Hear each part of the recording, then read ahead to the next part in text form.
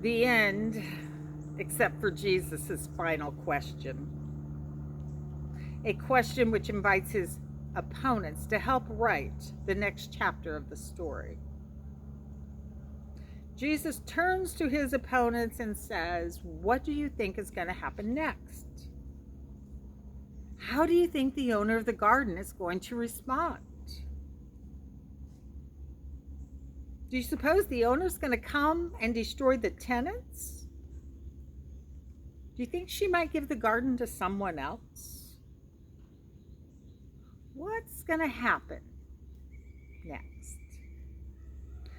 The ones who were listening to the story, the authorities, the chief priests, the legal experts, the elders, the pastor, the deacons, the council, the tenders of the garden, knew that in this story they were the tenants.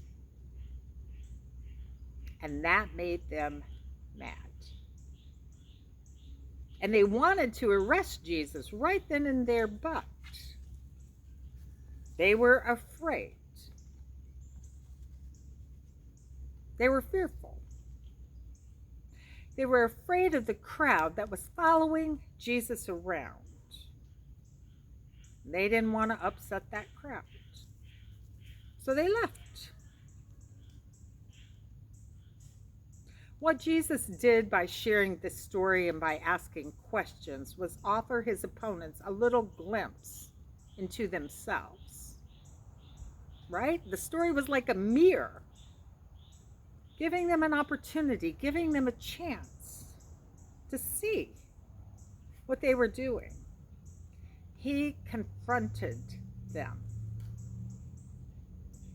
Confront means to face with your front.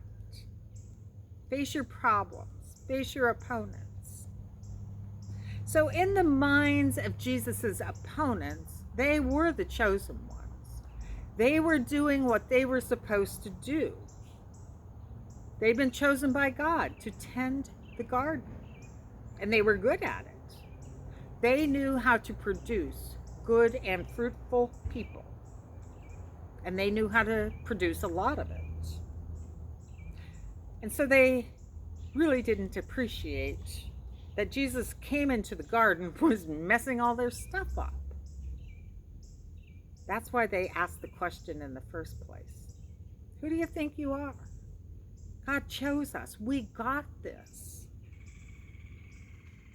So how do you think they felt when Jesus responded to their challenge by asking and telling stories? By asking questions and telling stories. What do you think was going through their minds when Jesus asked them, "How do you think the story will end? How do you think the gardener will respond?" When someone challenges you, how do you respond? When you are confronted, how do you respond? Someone said to me this week, conflicts and confrontations are invitations to resolution. That really made me think. Confrontations and conflicts don't have to be an invitation to do a battle.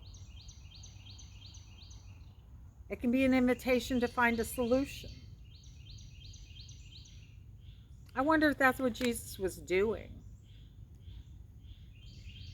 I wonder if that's what he was doing when he asked his opponents, "How do you think the story will end?"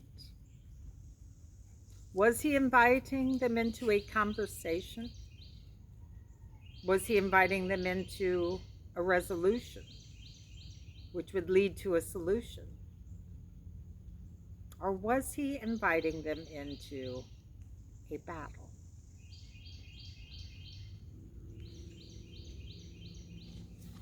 Holy sifter of all things, move us into places of discretion and discernment with grace and with wisdom. Help us to figure these things out. May your goodness burn within us. May your goodness be a light which fills us and moves us towards all that is whole and holy. May we be careful and generous tenants of this garden. May we recognize and share abundance. Holy sifter of all things, help us to recognize and pull the weeds.